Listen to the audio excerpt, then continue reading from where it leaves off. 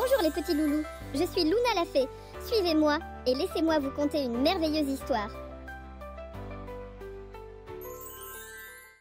Un matin, Gabriel se réveilla avec le doux chant des oiseaux. Ses cheveux châtain clair se mêlent au vent léger qui souffle par la fenêtre. En se levant, il aperçut des ailes magiques posées sur son bureau en bois. Curieux, il les effleura doucement et sentit une énergie particulière parcourir son corps. « Waouh !» s'exclama-t-il, émerveillé. Ses ailes brillantes comme les aurores boréales semblaient l'inviter à les utiliser. Gabriel, débordant d'imagination, les enfila prudemment. Elles s'ajustèrent immédiatement à son dos, comme par magie. En un rien de temps, il sentit ses pieds quitter le sol, le propulsant dans l'air. « Voler, quel rêve fabuleux !» Les ailes répondaient à chaque pensée, virevoltant avec la légèreté d'une plume. « Je me demande où elles peuvent m'emmener !» chuchota-t-il avec un sourire espiègle. Sa chambre devenait trop petite pour ses envies d'aventure. Gabriel sortit par la fenêtre, s'élevant au-dessus du village endormi, contemplant cette vue qu'il n'avait jamais vue autrement que dans ses rêves. Les possibilités semblaient infinies. Soudain, une idée germa, utiliser ses ailes pour protéger son monde précieux de l'ombre. Mais comment commencer cette aventure épique ?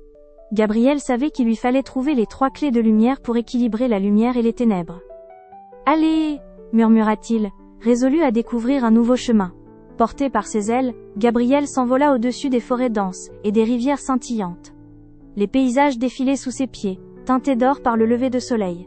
Une sensation emplit Gabriel, comme s'il était à la fois oiseau et rêveur. Dans ce vol majestueux, il rencontra Tornade, un aigle gigantesque aux ailes scintillantes. « Bonjour jeune voyageur !» salua Tornade, en volant à ses côtés. « Crois-tu pouvoir utiliser les ailes avec sagesse ?»« Je veux protéger la lumière !» répondit Gabriel, les yeux brillants de détermination. Tornade lui donna quelques conseils en naviguant les courants venteux. « Suis ton cœur, jeune homme. Il te mènera aux clés de lumière qui dorment depuis longtemps. » Avec ces paroles, l'aigle puissant s'éloigna, laissant Gabriel plus confiant que jamais. Gabriel continua son vol, admirant la beauté de la nature. « Je ne suis pas seul, pensa-t-il. Avec les bons compagnons, cette quête sera victorieuse. » Des collines ondulées entouraient un village au loin, un lieu où Gabriel pourrait peut-être trouver la première clé.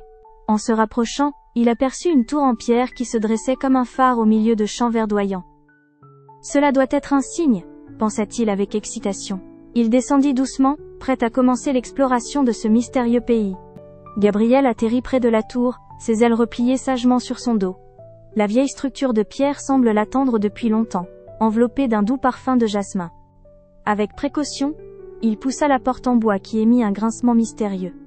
À l'intérieur, des murs ornés de fresques anciennes racontant des légendes de lumière et de ténèbres entouraient une spirale d'escalier. Chaque pas résonnait dans le silence sacré du lieu. « Où se cache donc cette première clé ?» murmura Gabriel en grimpant prudemment. Arrivé au sommet, il trouva un nid d'aigle vide, avec une lueur dorée en son centre. En approchant, la lueur s'intensifia, révélant la première clé, étincelante comme un rayon de soleil. « La lumière du jour !» souffla Gabriel, fasciné par la beauté de cet artefact. Soudain, un bruit attira son attention.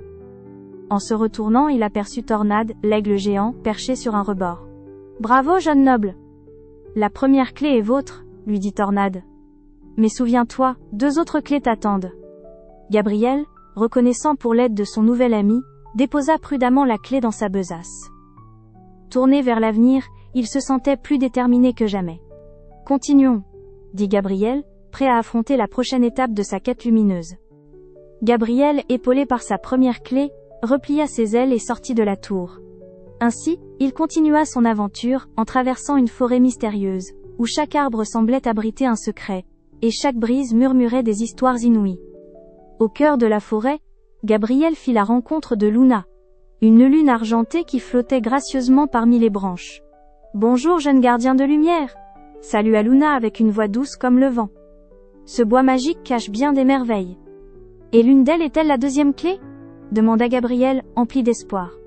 Luna hocha doucement, ses rayons illuminant un sentier sinueux. « Suis les lucioles vers le cœur des bois. L'écoute et le respect te guideront. » Gabriel remercia Luna, son cœur remplissant de gratitude et de respect. Les lucioles, petites lumières dansantes, se regroupèrent autour de lui, éclairant son chemin. Gabriel suivit leur éclat scintillant, traversant des fougères et des rivières claires.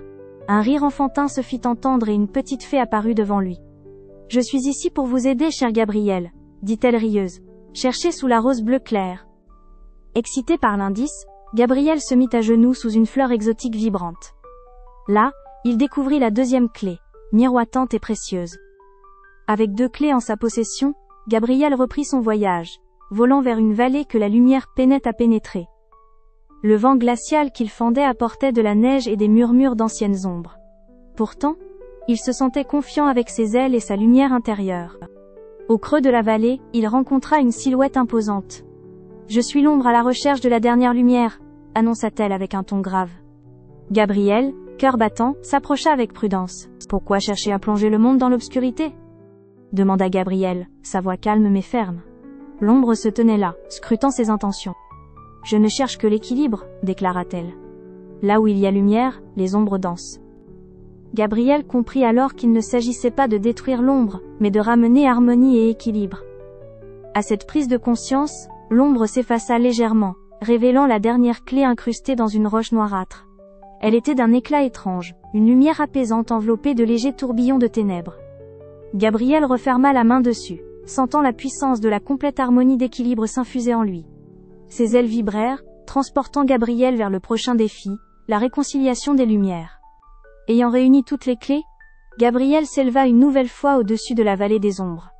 Ses ailes semblaient plus éclatantes, et ses pensées, plus claires que jamais.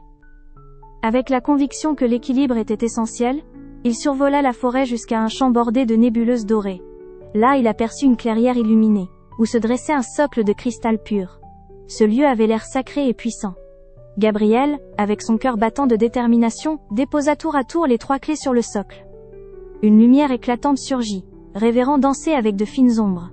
« Félicitations, jeune gardien », retentit la voix de Tornade.